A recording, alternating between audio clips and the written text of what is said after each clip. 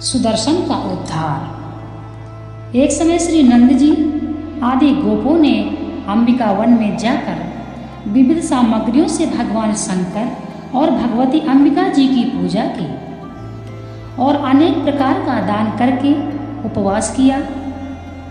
देर हो जाने से रात को वहीं सरस्वती नदी के किनारे पर सो रहे। रात के समय एक भयानक अजगर ने आकर नंद जी के पैर को पकड़ लिया। भयभीत नंद जी ने, हे कृष्ण, हे श्याम सुंदर, मुझे महासर्प निगले जाता है, इस संकट से बचाओ, ऐसा नंद जी पुकारने लगे। गोपों ने अनेक उपाय किए परंतु अजगर ने उन्हें नहीं छोड़ा। अंत में श्री कृष्ण ने आकर अपने पैर से अजगर को जरा सा छू दिया। भगवान का चरण स्पर्श होते ही उसके समस्त पाप नष्ट हो गए और उसी क्षण वह सर्प योनि से छूटकर परम सुंदर विद्याधर बन गया। परम सुंदर विद्याधर बन गया। दिव्य स्वरूप और वस्त्र भूषणधारी उस देव प्रतिम पुरुष ने भगवान श्री कृष्ण के चरणों पर गिरकर प्रणाम किया और कहा, हे भगवान, मैं सुदर्शन नामक विद्याधर हूँ। मैंने अपने सुंदर रूप के मद में चूर होने के कारण एक दिन रास्ते में अंगिरा ऋषि के वंशज कुछ कुरूप मुनियों को देखकर हंस दिया था। इसी से उन्होंने मुझे सर्प होने का श्राप दिया था। मैं देखता हूँ कि मुझ पर उन मुनियों ने शाप देकर बड़ा ही अनुग्रह किया, जिसके प्रताप से आज मैं आप त्रैलोक के गुरु के दुर्लभ चरणों का स्पर्श प्राप्त कर पाप रहित हो गया। ऐसा कहने लगे विद्याधर।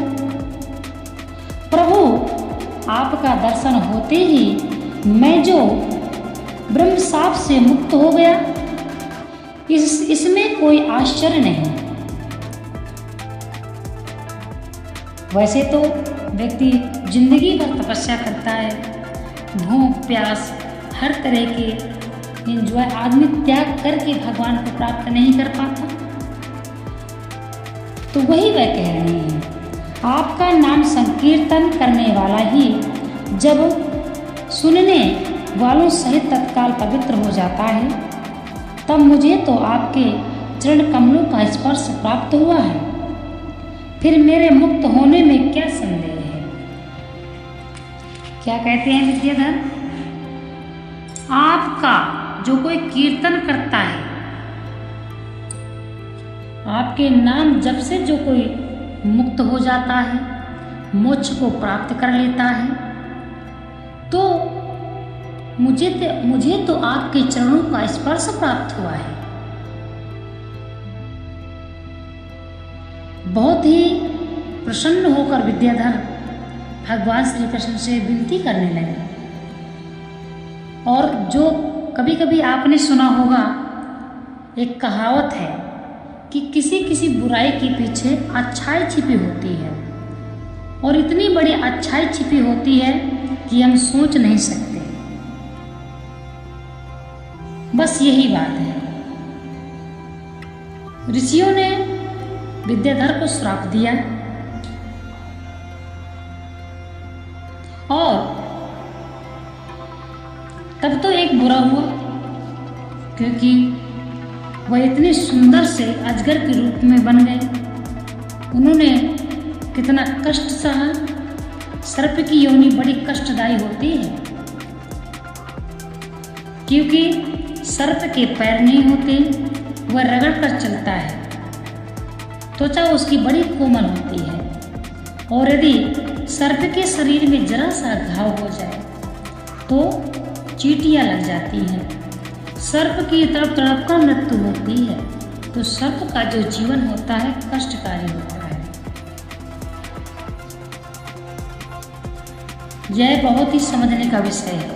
अब उनको सर्प की योनि जब मिली होगी तो कितना कष्ट झेला होगा।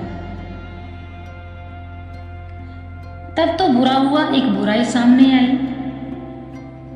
लेकिन उनको यह मालूम कैसे था कि ये बुराई एक अच्छाई के रूप में परिणत हो जाए।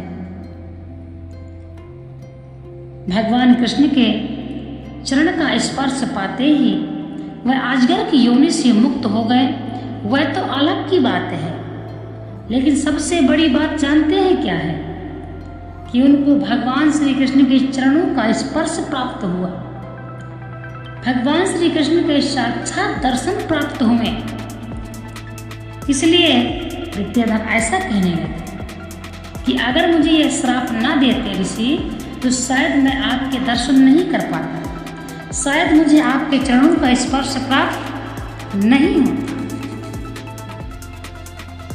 इसीलिए कभी कभी जब आपके साथ कुछ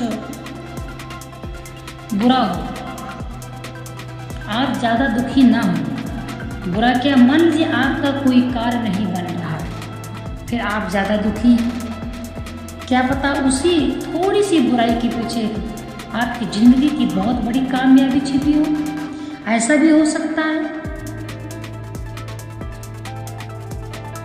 तो यही विद्याधर कहते हैं कि यदि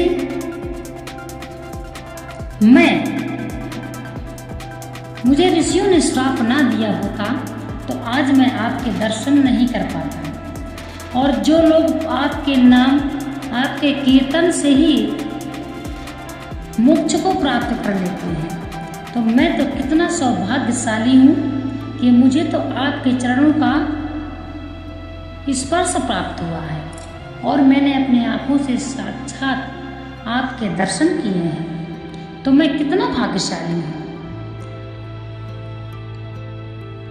जिस तरह से आपके नाम जब से ही मनुष्य तर जाता है, इसी प्रकार से वे प्रार्थना करने लगे। मन में एक खुशी थी, दुख नहीं था, महान खुशी थी। और जिस समय ऋषियों ने श्राप दिया होगा उस समय तो वो बड़े दुखी थे कि ऋषियों ने मुझे श्राप दिया, परंतु आज उन ऋषियों का भी आभार व्यक्त कर रहे थे कि अगर आप ऋषियों ने मुझे श्राप ना दिया होता तो आज मैं साक्षात्कार भगवान श्री कृष्ण के दर्शन नहीं मुझे प्राप्त होते। और बड़ी बड़ी ही कृपा है उन ऋषियों की जिन्होंने मुझे ये श्राप दिया।